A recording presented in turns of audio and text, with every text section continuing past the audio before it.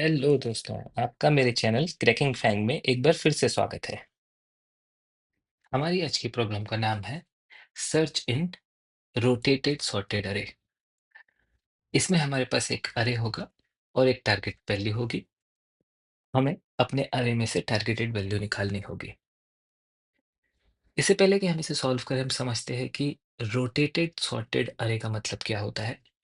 जब हम किसी अरे को सॉर्ट करते हैं तो उसकी वैल्यू लेट्स से 1 2 3 4 5 6 और 7 वो इस तरह से सॉर्टेड होता है। अगर हम इसे रोटेट कर दें, मीन्स हम इसको ले जाए यहाँ, इसको ले जाए यहाँ, इसको ले जाए यहाँ और इसको ले जाए यहाँ, तो ये रोटेट हो गया। यानी 4 5 6 7। देन सबसे पहले हम लेके गए थे 0 को, देन 1 को, देन 2 को, देन 3 को। तो सबसे पहले रोटेट किया था 1, देन सॉरी सबसे पहले रोटेट किया था 0, देन 1, देन 2 एंड 3। तो ये जो वैल्यू हुई ये अपने आप में सॉर्टेड है, पर ये रोटेट हो गई है। मीन्स वैल्यू को हमने एक सर्कुलर अरे की तरह ट्रैवर्स किया है। अगर सर्कुलर ट्रैवर्स आपको समझना है, सर्कुलर ट्रैवर्सिंग ऑफ अरे, तो आप मेरे प्रीवियस वीडियो देख सकते हैं। तो ऐसे आपको समझ में आ जाएगा कि सर्कुलर ट्रैवर्सिंग किसे कहते हैं या सर्कुलर ट्रैवर्सिंग ऑफ अरे किसे कहते हैं। तो यहाँ पे हमने वही करके इसको रोटेट कर दिया है। लेट्स से अगर हमारे पास ये रोटेटेड ना हो और ये नॉर्मली इस तरह से हो 1 2 3 4 5 6 7 और अगर टारगेटेड वैल्यू 6 हो, तो आप क्या करेंगे? आप सबसे पहले इटरेट करेंगे अपने फर्स्ट इंडेक्स को, यानी 0th इंडेक्स को। देन आप फर्स्ट इंडेक्स को करेंगे, second index, third index, fourth, fifth and sixth index पे आपको अपने टारगेट की वैल्यू मिल जाएगी। इस टाइप की प्रोसेसिंग को हम बोलते हैं linear processing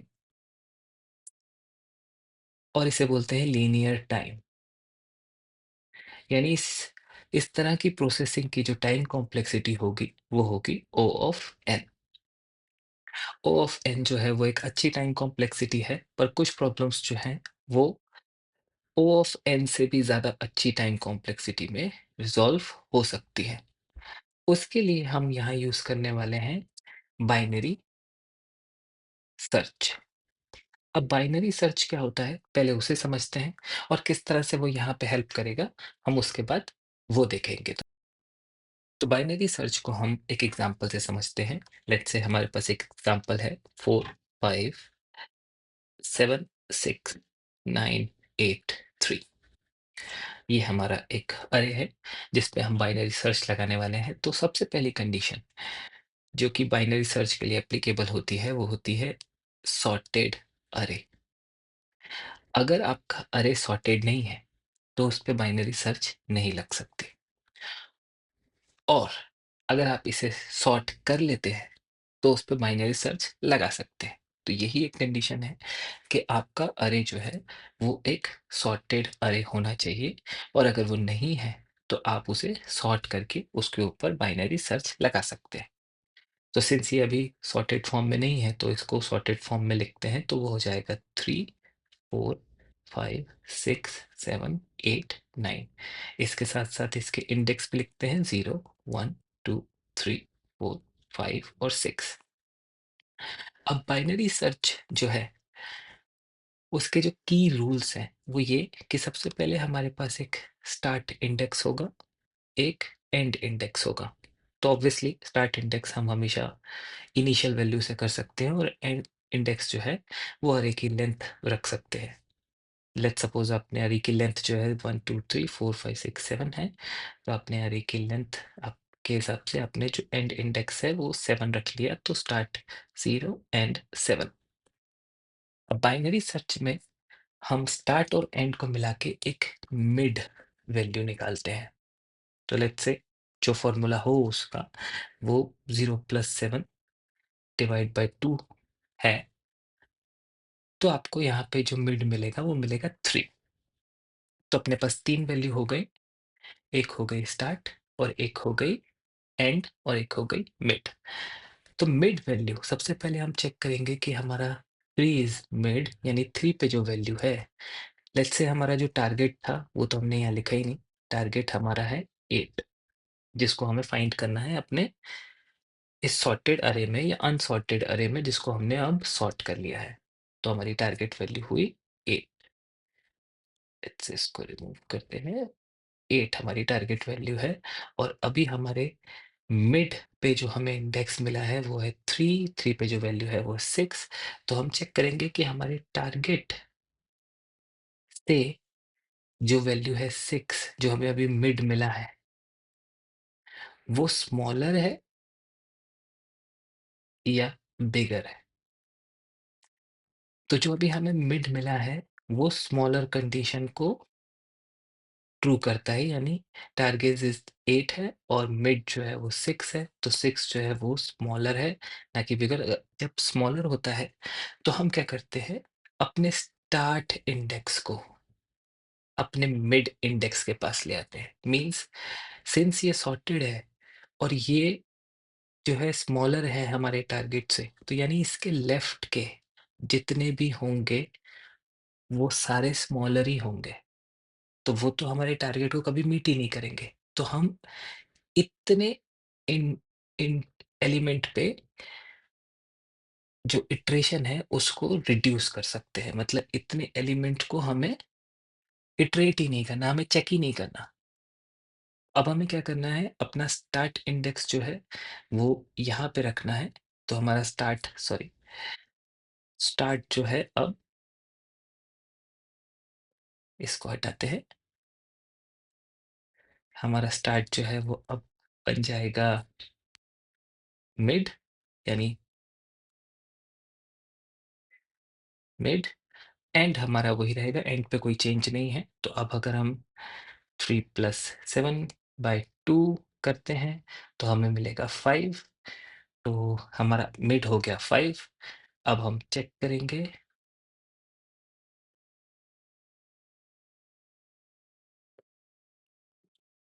target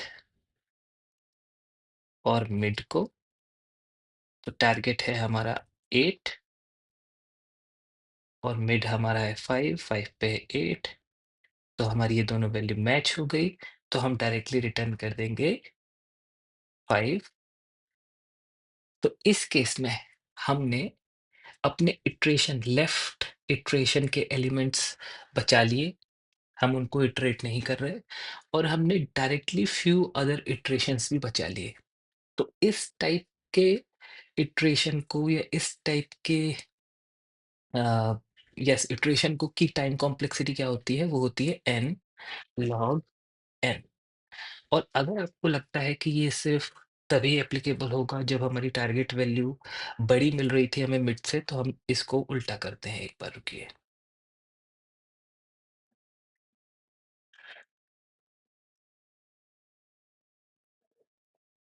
let's say हमारी टारगेट वैल्यू जो है उसको हम रखते हैं इस बार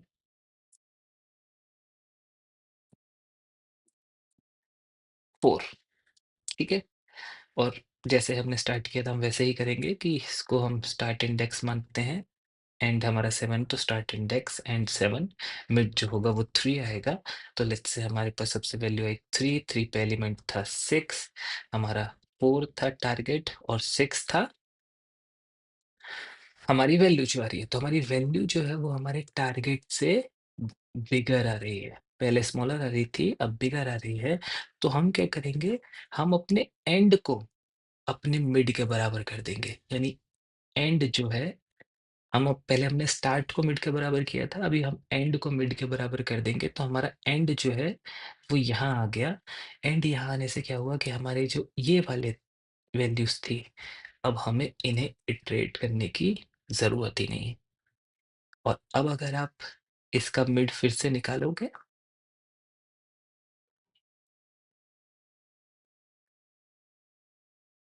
तो आएगा 0 प्लस 3/2 इक्वल टू 1। तो 1 हमारा मिड हो गया, मिड ये हो गया, वैल्यू ये हो गई। तो टारगेट और मिड 4, 4 बराबर हो गए। तो हम रिटर्न कर देंगे अपना इंडेक्स जो कि है 1 और ये लेगा n log n जो कि बेस्ट टाइम कॉम्प्लेक्सिटी है for binary search in case you have a sorted अरे और ए टारगेट वैल्यू। तो अभी हमारे पास जो प्रॉब्लम है वो सेम यही है कि हमारे पास एक सॉर्टेड अरे है, एक टारगेटेड वैल्यू है, पर प्रॉब्लम बस इतनी है कि ये रोटेटेड सॉर्टेड अरे है। हमने नॉर्मल सॉर्टेड अरे में चीजें निकाली थी, ये रोटेटेड है, तो यही बाइनरी सर्च हमें रोटेटेड में सॉर्टेड अरे में भी काम करेगा, क्योंकि एक्चुअल में वो है सॉर्टेड ही, बस जस्ट वो रोटेट हो गया है। तो हम सिमिलर कंडीशन या सिमिलर बाइनरी सर्च अब हम इस पे भी लगा के चेक करते हैं अपने प्रॉब्लम स्टेटमेंट पे। ओके, तो अब हम इसमें बाइनरी सर्च लगा के इस प्रॉब्लम को सॉल्व करेंगे। पर सिंस ये एक रोटेटेड सॉर्टेड अरे है, तो कुछ चीज़ों का हमें बहुत ध्यान रखना पड़ेगा कि इन केस हमारे पास 4 5 6 7 0 1 2 3 ये वैल्यू है, और लेट्स से टारगेट जो है हमारा वो है 1। ओके, अब हमने जैसे डिसाइड किया था कि इसका 0 1 2 3 4 5 6 7 इंडेक्स भी है, तो हम क्या करेंगे, अपना स्टार्ट जो है वो 0 पे रखेंगे, एंड जो है एंड जो है वो हम अरे की लेंथ यानी 8 रखेंगे और एक मिड निकालेंगे। देन हमने डिसाइड किया था कि टारगेट और मिड या तो स्मॉलर होंगे या बिगर होंगे। मिड जो है वो स्मॉलर होगा या तो बिगर होगा। स्मॉलर के केस में हम स्टार्ट को मिड बनाते थे, बिगर के केस में हम एंड को मिड बना देते थे। अभी इस केस में अगर आप ध्यान से देखोगे, ये सब कुछ करने के बाद लेट्स से हम मिड निकालते हैं। मिड हमारा 0 प्लस 8 बाई 2 इक्वल टू 4, तो हमारा मिड जो है वो 4 है। तो 4 हमारा ये है, ये वैल्यू है। 1 जो है, टारगेट जो है 1 है, मिड जो है वो 0 है। 0 पे हम क्या करते थे, अपने स्टार्ट को मिड के बराबर करते थे, यानी हम ये इसके लेफ्ट वालों को इग्नोर कर देते थे, उन्हें इटरेट नहीं करते थे। पर ये तो सॉर्टेड अरे है, अगर आप इस लेफ्ट वालों को इग्नोर करोगे तो आपको ये प्रॉब्लम, लेट्स से मैं टारगेट को for better understanding let's say 7 कर देते हैं, तो टारगेट यहाँ पे अपना हो गया 7।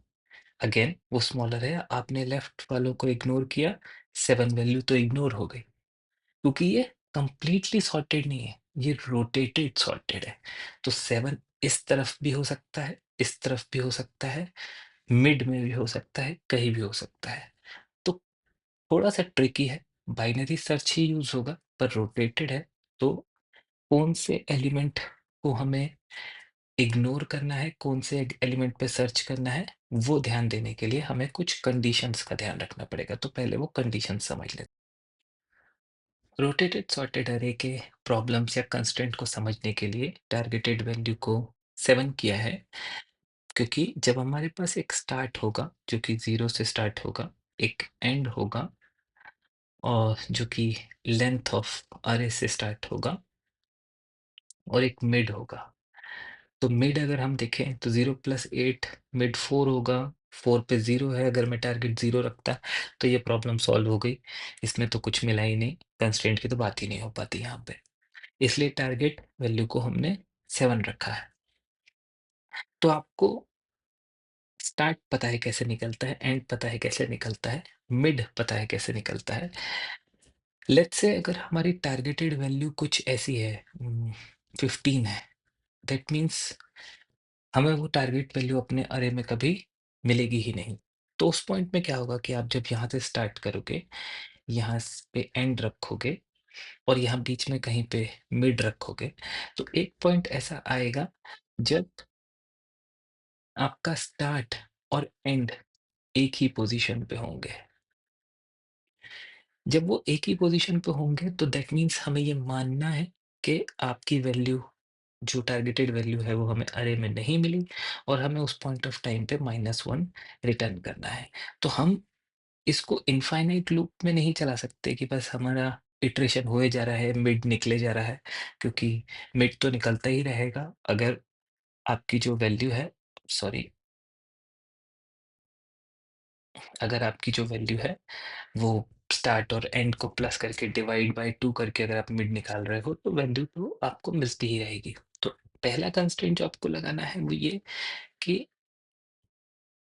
स्टार्ट जो है वो हमेशा स्मॉलर होना चाहिए एंड से, तो ही हम अपने लॉजिक को बिल्ड करेंगे। तो ये पहला कंस्ट्रेंट हो गया। दूसरा जिस पे हमने बात करी थी कि हम टारगेट और मिड वैल्यू, टारगेटेड वैल्यू और मिड वैल्यू को हम चेक करते थे कि ये स्मॉलर है या बिगर है। स्मॉलर के केस में हम स्टार्ट को मिड के बराबर करते थे, ये स्टार्ट इक्वल टू मिड करते थे। बिगर के केस में हम एंड को मिड करते थे, राइट? कि अगर मिड जो है हमारा टारगेट से छोटा है तो स्टार्ट को हम आगे लेते थे ताकि उसके लेफ्ट साइड वालों को हम कंपेयर ही ना करें। सिंस ये रोटेटेड है तो ये प्रॉब्लम तो आएगी ही कि हम लेफ्ट वाले इग्नोर नहीं कर सकते। तो इसके साथ-साथ इसको थोड़ा अगर ढंग से लिखें तो ये होता है target is greater then mid and target is smaller than mid. ये जो स्मॉलर और बिगर कंडीशन है वो यहाँ पे ऐसे लिख सकते हैं कि target is greater then mid, यानी मिड स्मॉलर है, और target is smaller than mid is bigger. Okay? तो ये हमने उसको कोड उसमें लिख दिया। लेकिन साथ-साथ हमें ये भी चेक करना पड़ेगा, क्योंकि ये सॉर्टेड है, तो हमें एंड लगा के यहाँ टारगेट को स्टार्ट से भी चेक करना पड़ेगा, क्योंकि स्टार्ट की जो वैल्यू है उससे भी हमें पता चलेगा कि अभी हमारा टारगेटेड वैल्यू रोटेटेड सॉर्टेड अरे में किस पोजीशन पे है। मतलब अगर हमारा मिड हम कंपेयर कर लें तो हम एक गलत रिजल्ट पे भी पहुंच सकते हैं। इसलिए हमें ये हमेशा चेक करना है कि जब टारगेट हमारा मिड से बड़ा होगा तो हमें चेक करना है कि टारगेट हमारा स्मॉलर हो एंड से, एंड वैल्यू से वो स्मॉलर होना चाहिए। कैसे, वो भी हम देखते हैं। और इस केस में हम चेक करेंगे कि टारगेट अगर हमारा स्मॉलर है मिड से, तो टारगेट हमारा बिगर और इक्वल टू होना चाहिए स्टार्ट से। ये जो एक एक्स्ट्रा कंडीशन है, इसको अगर हम अलग उसमें कर देता हूँ, ये जो एक एक्स्ट्रा कंडीशन है, ये सिर्फ रोटेटेड सॉर्टेड अरे के लिए यूज हो रही है। ठीक है? इस कंडीशन को लिख के हम यहाँ पे फाइंड आउट भी करेंगे कि ये किस तरह से हेल्प कर रही है। एंड जो फर्स्ट कंडीशन हमारी ये हो गई, स्टार्ट हमेशा जो एंड है उससे स्मॉलर होना चाहिए। सेकंड हमारी ये 2 कंडीशन हो गई, और थर्ड कंडीशन जो होगी हमारी वो ये होगी कि जो हमारा स्टार्ट पे जो वैल्यू है, start index index to index कभी चेक नहीं करना, हमें वैल्यू चेक करनी है। यहाँ पे लिख वैसे रहे हैं पर ये वैल्यू चेक हो रही है। तो हमारी स्टार्ट पे जो वैल्यू है वो स्मॉलर होगी मिड से, तो हम ये कंडीशन चेक करेंगे,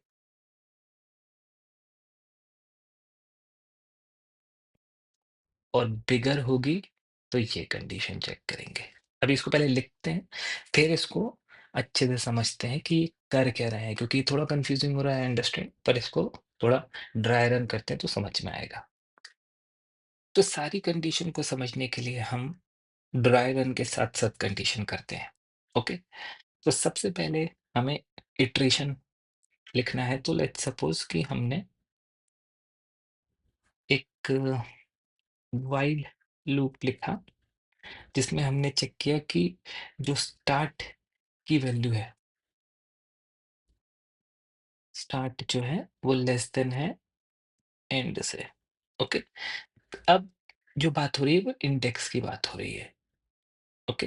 कि जो इंडेक्स है वो कहीं ऐसा ना हो कि हमारा इंडेक्स स्टार्ट इंडेक्स 5 पे पहुँच जाए और एंड इंडेक्स 4 पे पहुँच जाए, खिसकते-खिसकते या फिर जो प्लस माइनस हम करेंगे उसके बेसिस पे। तो भी आपका मिड तो निकल ही रहा है यहाँ से, क्योंकि हम start start plus and divide by 2 कर रहे हैं, तो यहाँ पे फिर भी मिड निकलेगा। लेकिन हमें कहीं न कहीं कंडीशन का स्टॉप भी तो लगाना पड़ेगा, तो हमने सबसे पहले ये कंडीशन लगाई कि हमारा स्टार्ट जो है वो हमेशा अपने एंड से स्मॉल होना चाहिए।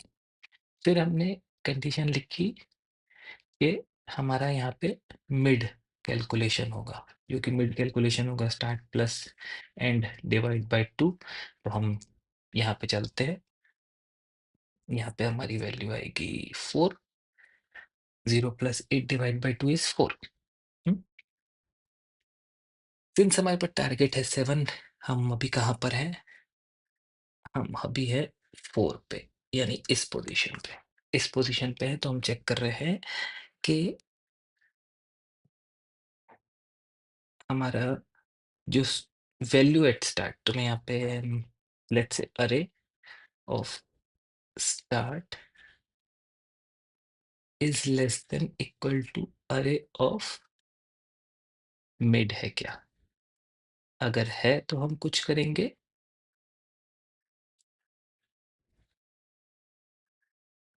और एल्स में हम कुछ करेंगे। ओके, ठीक है। तो पहले हम समझते हैं कि है, तो हम क्या करने वाले हैं। सबसे पहले हम चेक करते हैं A of start. A of start is less than equal to A of mid. तो ए ऑफ स्टार्ट पे हमारे पास क्या वैल्यू है? स्टार्ट हमारा 0 है, 0 पे हमारे पास वैल्यू है 4। 4 is less than equal to 0, जो कि मिड की वैल्यू है। तो ये कंडीशन हमारी क्या हो जाती है? फॉल्स। ये करने से हमें क्या फ़ायदा होता है? ये करने से हमें ये फ़ायदा होता है कि अगर हम ये वाली कंडीशन, ये कंडीशन है, अगर हम इसको चेक नहीं करते और हम सीधे अपने टारगेट और मिड को चेक करते हैं। अगर हम सीधे जाते हैं और बोलते हैं टारगेट हमारा है 7 और मिड हमारा है 0, तो टारगेट जो कि है बड़ा है तो क्या करो? लेफ्ट हैंड साइड को इग्नोर कर दो, तो रोटेटेड में हमें वो प्रॉब्लम आ जाती है। इसलिए हमने सबसे पहले ये चेक कर लिया कि जहाँ से वैल्यू स्टार्ट हो रही है, वो ही कहीं बड़ा तो नहीं है। तो हमने सबसे पहले चेक किया कि वो स्मॉलर है क्या? अगर वो स्मॉलर है, तो फिर हम यहाँ कुछ करेंगे नहीं, हम एल्स पार्ट में पहुँच जाएँगे। और एल्स पार्ट में हम वही करेंगे जो हम पहले हमने डिसाइड किया था। हमने क्या डिसाइड किया था कि टारगेट, यहाँ पे हम लिखते हैं if target is greater than A of mid है, and target is less than equal to A of end है। ठीक है? इसके बेसिस पे कुछ होगा, या तो स्टार्ट की वैल्यू बढ़ेगी, अगर ये कंडीशन ट्रू होती है, तो हम स्टार्ट को मिड कर देंगे, ठीक है? या फिर हम एंड को मिड कर देंगे, ठीक है? नॉर्मली हम मिड से भी असाइन कर सकते हैं, या मिड ऑलरेडी हमें पता ही है कि ये वैल्यू जो है मिड पे हम ऑलरेडी चेक कर चुके हैं कि टारगेट के बराबर हो रही है कि नहीं मिड वैल्यू, क्योंकि इससे पहले जो एक कंडीशन आएगी वो यही चेक करेगी कि टारगेट और मिड बराबर है कि नहीं। तो ये हम चेक कर चुके हैं, तो हम इसको mid plus one and mid minus one भी कर सकते हैं। मतलब अगर हम लेफ्ट हैंड साइड को इग्नोर कर रहे हैं, तो हम अपने स्टार्ट को यहाँ से भी रख सकते हैं, और अगर हम राइट हैंड साइड को इग्नोर कर रहे हैं, तो हम एंड को यहाँ भी रख सकते हैं। इसलिए हम उसको इक्वल टू करने के बजाय हम स्टार्ट प्लस वन और एल्स में एंड को मिड माइनस वन कर रहे हैं। ठीक है, इसको थोड़ा सा ढंग से लिख देते हैं। ठीक है, अब पहले ये चेक कर लेते हैं कि अगर ये इफ कंडीशन ट्रू होती है तो क्या होगा। तो जस्ट इसका उल्टा हो जाएगा। ये जो कंडीशन लिखी है इसका उल्टा। अब इसको उल्टा कर दो, पूरा पूरा तो हो जाता है। देखो, इफ टारगेट यहाँ पे ग्रेटर देन था, तो लेस देन हो जाएगा ए ऑफ मिड, एंड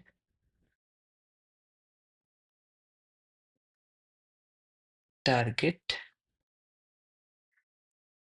ये लेस देन था तो greater than equal to A of start हो जाएगा। अगर ये है तो हम एंड को करेंगे मिड -1, एल्स में हम स्टार्ट को करेंगे मिड +1। ओके, अभी इसको चेक करते हैं।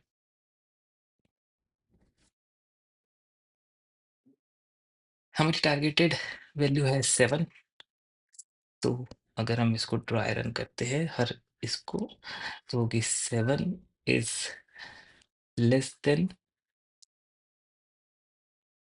Mid is 0। ये तो पहली कंडीशन फॉल्स हो जाती है, फिर भी हम दूसरा चेक कर लेते हैं कि target is 7 is greater than और इक्वल टू 4। ये कंडीशन तो ट्रू हो रही है, ये फॉल्स हो रही है। तो पहले तो हम यहाँ है ही नहीं, हम पहली कंडीशन में ही अपने आप को, हमने यहाँ जाना ही नहीं चाहिए था हमको, क्योंकि पहली कंडीशन में हमारा जो ये था 4, sorry 4 is less than equal to 0, वही फॉल्स हो रही थी हमारी, तो हम एल्स में गए थे। एल्स में हम चेक करते हैं कि if target is greater than A of mid, तो टारगेट हमारा क्या था, 7 इज ग्रेटर देन 0, यस ये वाली ट्रू होती है। एंड टारगेट यानी 7 is less than equal to A of end, end is 3, end is 3, 8 value 3, ठीक है।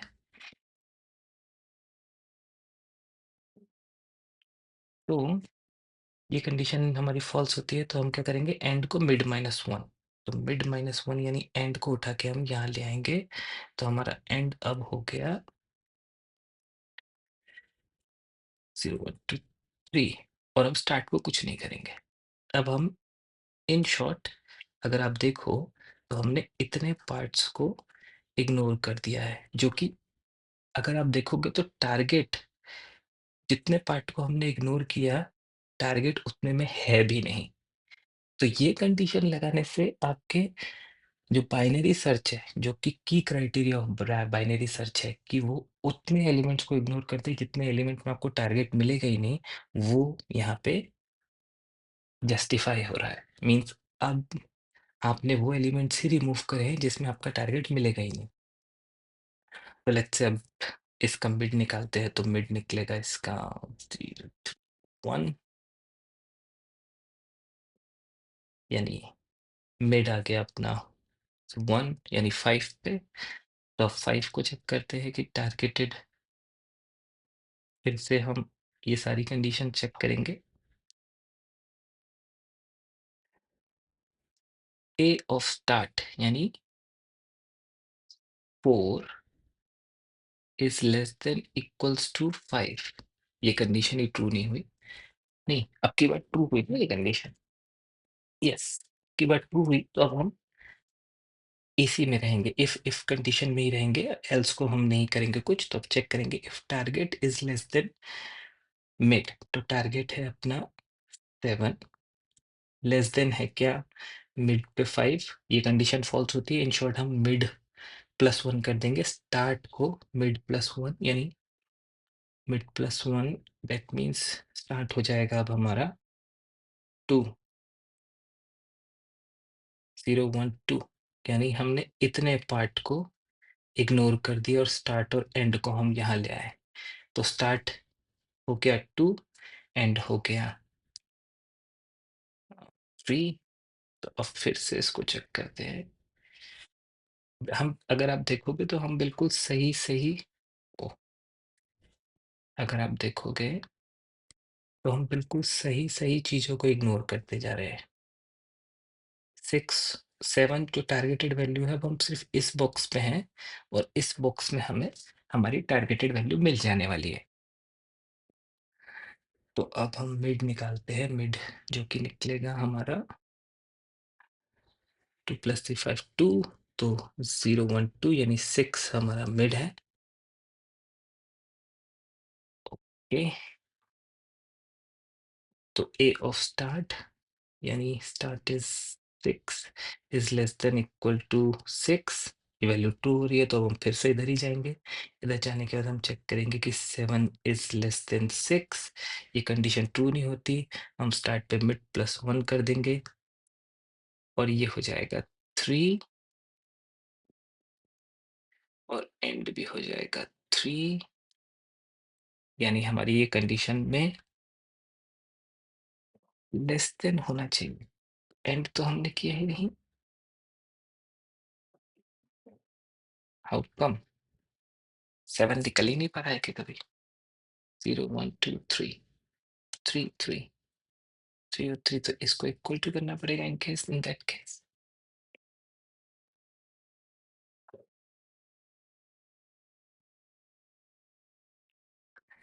द बेस्ट पार्ट इज़, जो हमने ये टारगेट वैल्यू ली है, ये टारगेट वैल्यू हमने इतनी अच्छी ले ली है, जो कि है 7 के, वो भी एक एज केस है। यानी जब स्टार्ट हो गया 3, एंड हो गया 3, तो हमारी ये व्हाइल कंडीशन में ही नहीं वो जा रहा। तो इससे हमें पता चलता है कि हमें अपना रिटर्न स्टेटमेंट भी बहुत अच्छे से लिखना पड़ेगा। यानी रिटर्न स्टेटमेंट में हम ये चेक करेंगे एक टर्नरी कि A of start is equal to double equal to target, then हम अपना स्टार्टिंग इंडेक्स रिटर्न करेंगे, नहीं तो -1। तो ये ड्राई रन करते करते में हमें वो वाला केस मिल गया, जिस केस में ऐसा भी हो सकता है कि हमारे एंड, स्टार्ट और एंड दोनों सेम बन जाएं, और सेम बनने के बाद आपका व्हाइल कंडीशन ही फॉल्स हो जाएगी। व्हाइल कंडीशन फॉल्स हो जाएगी तो आपको रिटर्न स्टेटमेंट को ही इस तरीके से लिखना पड़ेगा कि आपको फाइनली आपकी इंडेक्स, प्रॉपर इंडेक्स रिटर्न हो जाए, और अगर वो नहीं है तो फिर -1 रिटर्न हो जाए। तो ये एक अच्छी चीज़ हो गई कि हमने जस्ट फॉर अंडरस्टैंडिंग एक ऐसा टारगेट वैल्यू लिया, जो टारगेट वैल्यू से हमारा एक एज केस बन रहा था, और उस एज केस की वजह से हम अपने रिटर्न स्टेटमेंट को भी मॉडिफाई कर पाए।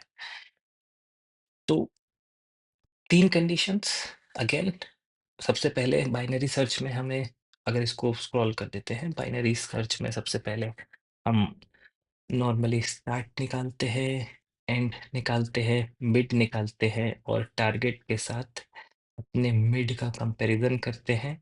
या तो इक्वल टू होगा, जो कि मिड, अ, अगर मैं इसको टी टी इक्वल टू होगा एम के बराबर, या तो टी स्मॉलर होगा एम से, या तो टी जो है लार्जर होगा एम से। ओके, स्मॉलर है अगर, लेट्स सपोज 0 1 2 3 4 5, 3 पे मिड है, और 0th पे हमारा 0 जो है वो टारगेट है, या फिर टारगेट जो है वो 4 है, और मिड जो है वो 3 है। मिड की वैल्यू जो 3 है, तो यानी टारगेट बड़ा है, जब बड़ा होता है तो हम स्टार्ट को मिड +1 करते हैं, जब छोटा होता है तो हम एंड को मिड -1 करते हैं। ओके, सिंस रोटेटेड अरे का केस था, तो रोटेटेड अरे के केस में हमने कुछ एक्स्ट्रा चीज़ें करी थी। हमने अपने स्टार्ट को भी,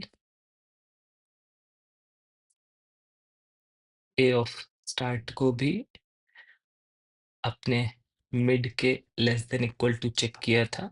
ए ऑफ मिड के less than equal to check किया था, और उसके साथ-साथ हमने टारगेट को भी स्टार्ट के साथ चेक किया था। टारगेट जो है वो भी greater equal to A of start होना चाहिए। बाकी जो नॉर्मल कंडीशन थी वो तो थी ही। कोड करते वक़्त ज़्यादा समझ में आ जाएगा आपको। और अगर ये नहीं है, लेट्स से ये कंडीशन नहीं है, तो हम क्या करते थे, हम ये मतलब ये इफ में है, ये इसमें एल्स में है, तो हम target is less than equal to A of end करके चेक करते थे। बाकी जो कंडीशन है वो तो है ही। और फाइनली हमारे उस केस में एक एज केस निकले आया था जिसमें हमारे स्टार्ट और एंड इक्वल टू बराबर हो गए थे। तो उस एज केस के लिए हमने क्या किया, अपने रिटर्न स्टेटमेंट को मॉडिफाई किया, यानी ए ऑफ स्टार्ट हमने चेक किया। आप एंड भी कर सकते हो क्योंकि दोनों इक्वल टू तो हो गए, ठीक है। तो ये अपन ने टारगेट किया, अगर बराबर है तो हमने स्टार्ट रिटर्न कर दिया, एल्स हमने -1 रिटर्न कर दिया। चलिए इसका कोड करते हैं, फिर भी कोई डाउट हो तो आप मुझे कमेंट करके बताइएगा, तो हम उसको रिज़ॉल्व करने की कोशिश करेंगे। लेकिन अब हम पहले कोड में इसको समझते हैं ताकि आपको कोड देख के भी समझ में आएगा कि ये चीज़ कैसे अचीव हो रही है।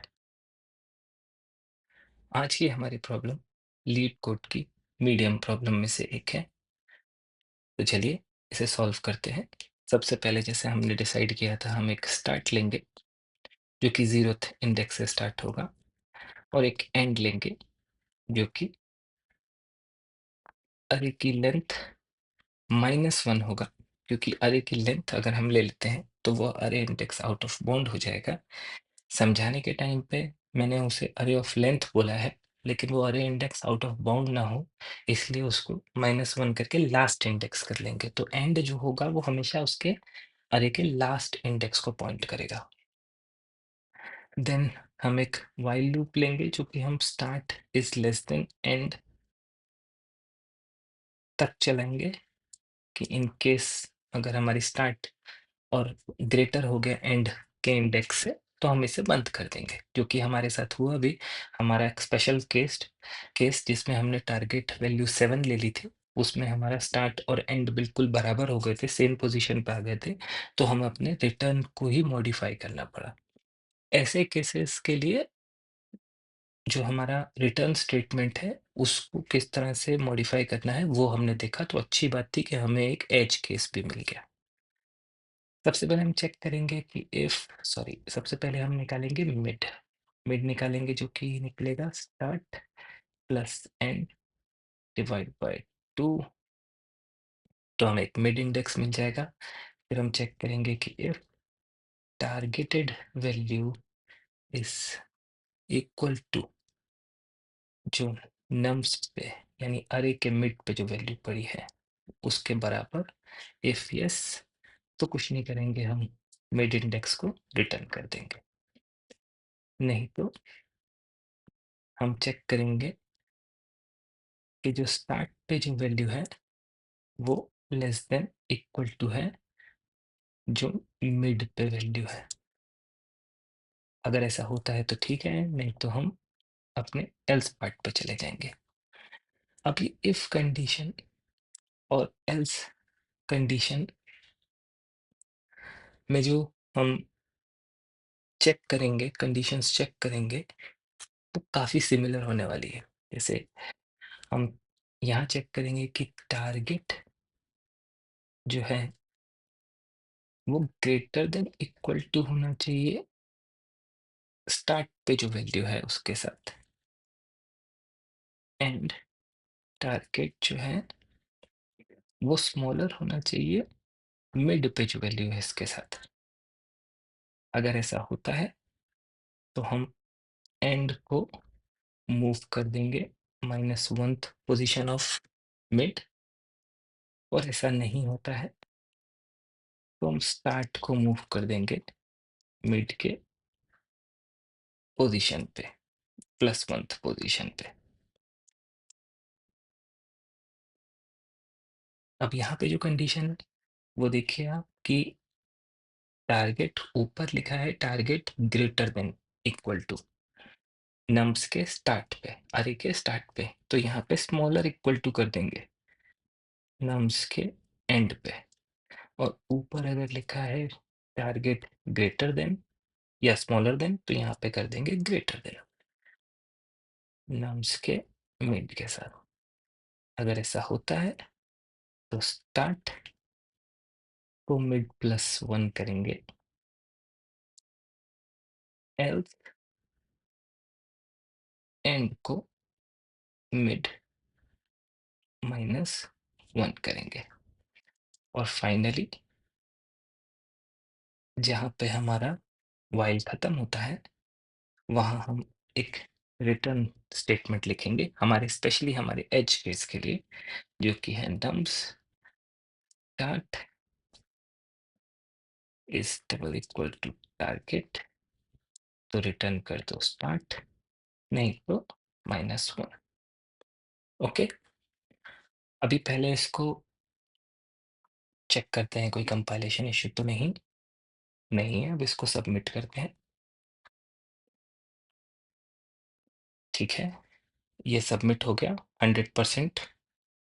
और जस्ट आपको बताने के लिए इन केस अगर इसको एंड कर देते हैं तो भी ये प्रॉपरली सबमिट होगा, क्योंकि दोनों सेम इंडेक्स पे ही हैं। ठीक है, तो ये थी प्रॉब्लम हमारे बाइनरी सॉर्ट से सॉल्व होने वाली, बाइनरी सर्च से सॉल्व होने वाली। आगे भी बाइनरी सर्च की कुछ प्रॉब्लम्स को हम सॉल्व करेंगे, हार्ड प्रॉब्लम्स को भी सॉल्व करेंगे। तब तक के लिए पहले लर्न करिए, फिर अर्न करिए और चैनल को सब्सक्राइब कीजिए। और कुछ प्रॉब्लम रहे तो कमेंट कीजिए। Thank you for watching.